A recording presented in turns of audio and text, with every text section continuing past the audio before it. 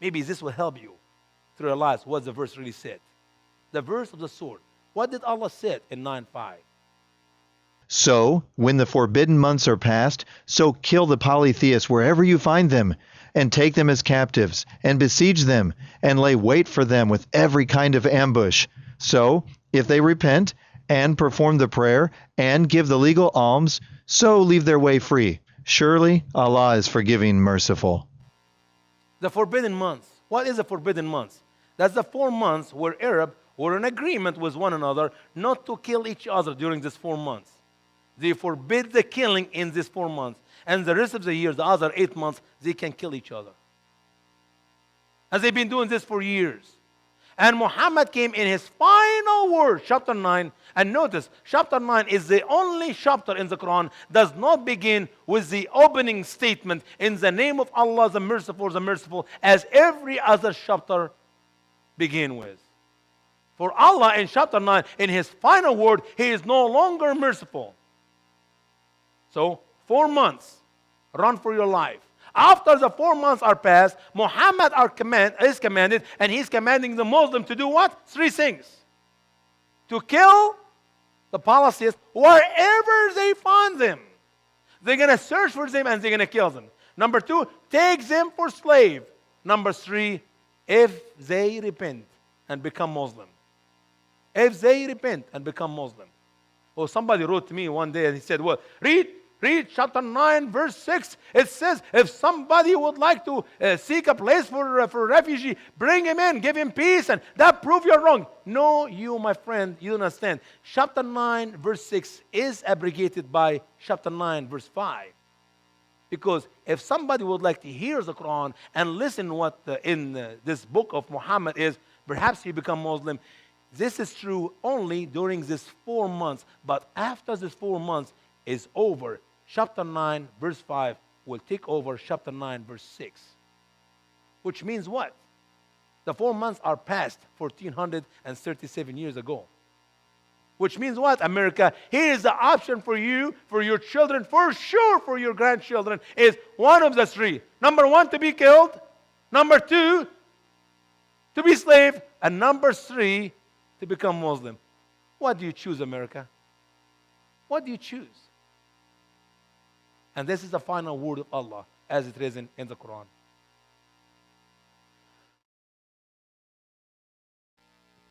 (9:14). The Quran says, engage in war with them. Allah will torment them by your hands and put them to shame and give you victory over them and heal the chest of a believing people.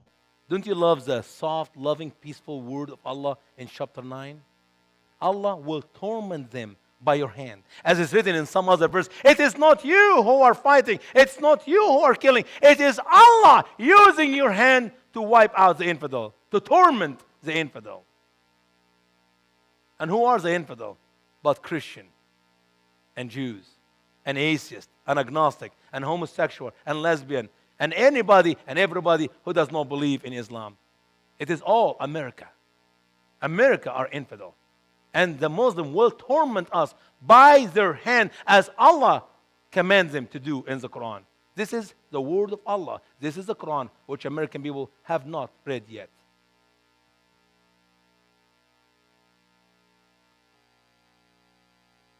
(865). 865 is one of the, I love this verse. It's really, it have power in it for the Muslim to provoke somebody to do something as it's written here. Listen carefully to the word of Allah in 865. O you prophet, provoke the believers to engage in war. If there will be 20 patient ones of you, they will have victory over 200. Notice Muhammad is provoking the who? The believers. I know Bush calls Muslim jihadist believers, he calls them extremists. And Obama came to fix it. He said, don't you dare mention the word extremist with Muslim, because that's insulting to the Muslim. Excuse me, Mr. President, insulting to who? If Muslim jihadists call themselves believers, if Allah calls them in the Quran believers, if Muhammad in the Hadith calls them believers, how dare you to tell me that it's insulting to call them believers? They are Muslim believers. They are practicing what Allah commanded them to do in the Quran. Muhammad was commanded by Allah in the Quran to provoke the believers. To do what? To do what we call in America bad thing. To engage in war. Muslims are commanded by Allah to engage in war. And when Muslims engage in war with us, as we have seen it in September 11, some Americans sadly say, that's not Muslim.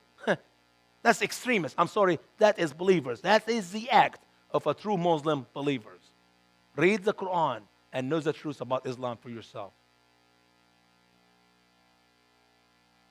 March forth lightly or heavily, and perform jihad with your money and your lives for the sake of Allah. This is best for you, if you were knowing. We have the only true English translation of the Quran. And you can get yourself a copy. Go online, thestraightway.org, and get yourself a copy. And it's the only translation which uses the word perform jihad. And we put between brackets, holy war.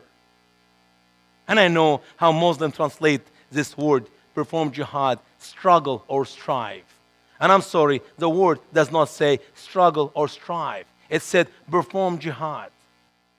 And the jihad in Islam is one thing and one thing only, is to kill infidel, to kill anybody who does not believe in Allah, who does not believe in Muhammad, as we already been reading in the Quran and as Muhammad said in the Hadith.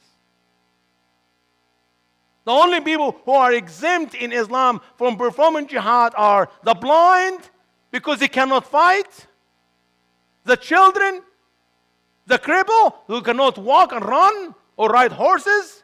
These are the people who does not have to perform jihad. If jihad is struggle or strive to do what is good, why in the world handicapped does not do good work? Why blind does not do good work? Why children do not do good work? Jihad means one thing and one thing only. There are 37 verses in the Quran talk about jihad. We have them in another study. We can do them some other night. 37 verses in the Quran. And if you read the interpretation, here we go, my Muslim friend. If you read the interpretation by a Muslim scholar, that is Ibn Kathir, Tabari, Qurtubi, any scholar you choose, you will see that every time the Quran mentions the word jihad, it meant holy war to go and fight and kill the Christian and the Jew. Every one of these verses.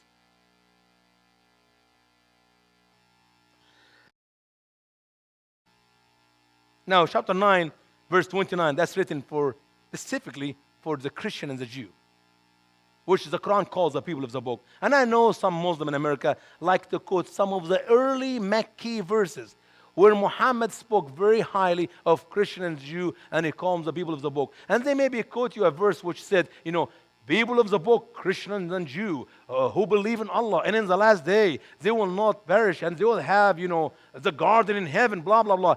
Early Mecca abrogated verses. I wonder why Muslims who are quoting the early Mecca verses concerning the people of the book, why is they not quoting 929, which talk about the people of the book?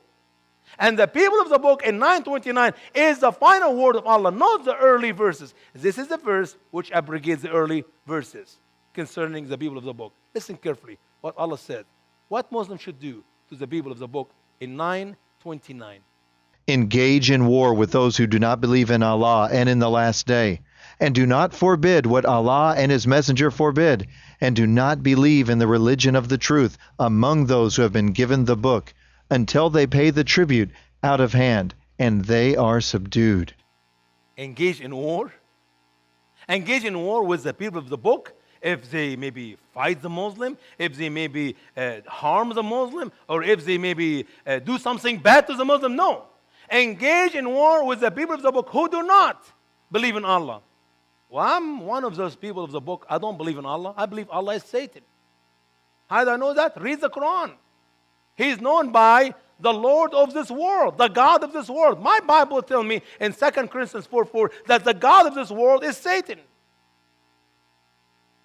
who is known in the Quran the best deceiver. Allah is the best deceiver. My Bible tells me that the best deceiver, or the deceiver in general, is Satan.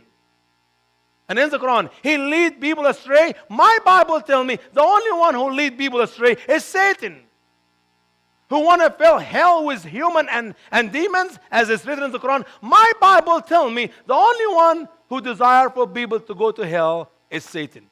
So Allah, I don't believe in. And I will never believe in Allah. Therefore, because we American Christian, or anybody in America who does not believe in Allah, if you don't believe in Allah, Muslims have the right to engage in war against you and fight you and kill you. Or if you don't forbid what Allah and His Messenger, singular, Muhammad forbid. Anybody eat pork in America, if you eat sausage or bacon, you deserve to die, for you are eating what is forbidden.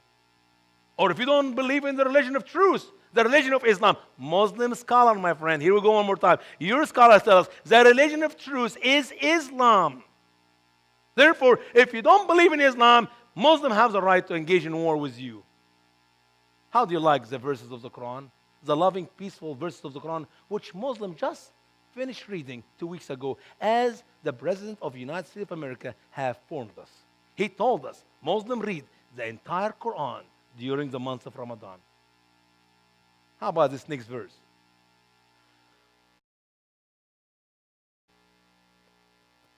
How long? How long do you think Muslim will engage in war with the infidel? I know we left Iraq. We've been leaving Iraq. Now we have a few thousands there, and most likely they're going to be out of Iraq before Obama leaves office. And I know we're planning to leave Afghanistan in next November, and for sure, perhaps a few days before Obama also leaves office, all our soldiers will be out of Afghanistan and out of Iraq. But that's not the end of the war, because Muslims are the one who began engage in war against us in September 11 when we lost 3,000 of our people. And this war will continue, will never stop. You think, Obama, you think the war is end, but no. The war just begun. I know for 200 years, since Thomas Jefferson went with our Navy and wiped out the power of all Muslim countries in North Africa, that's 200 years ago, we have not been in any trouble with Muslims. You know why? Because all what they got during this 200 years is nothing but camel, sword, and spear. And they cannot compete with our weapon. But today, Muslim countries, Muslim world, have all the weapons they need to continue engage in war with us. And they are not engaged in war with us because they just choose from their own head. No, because Allah commanded them in the Quran. Listen carefully. How long do you think the Muslim will be in war with us? The Quran says, and engage in war with them until there will not be sedition, and the religion will be completely to Allah. So, if they cease, so surely Allah sees what they do. Here is the sad news, America. The sad news is Muslims will continue to engage in war with us until the religion of Allah, Islam, take over the world. That's not my word. That's what the Quran said. And they do have the power to do so today. I love it what Obama is doing with Mahmoud Ahmadinejad, the president of Iran. He's doing exactly what the president of Iran told him to do. When Obama won the election, he received a letter of, Mahmoud Ahmadinejad congratulate him, say, congratulations, you became a president of United States of America. 3 things I want you to do. Number 1, get out of Iraq. Number 2, get out of Afghanistan. Number 3, don't even bother me at all. I will do whatever I want to do. That's exactly the word the president of Iran wrote to Obama. And guess what? That's what Obama is doing exactly. It's been 2 years. He's still open invitation to Mahmoud Ahmadinejad to have coffee with. He never have time to have coffee with him yet. But they will have some coffee sometime within the next 2 years.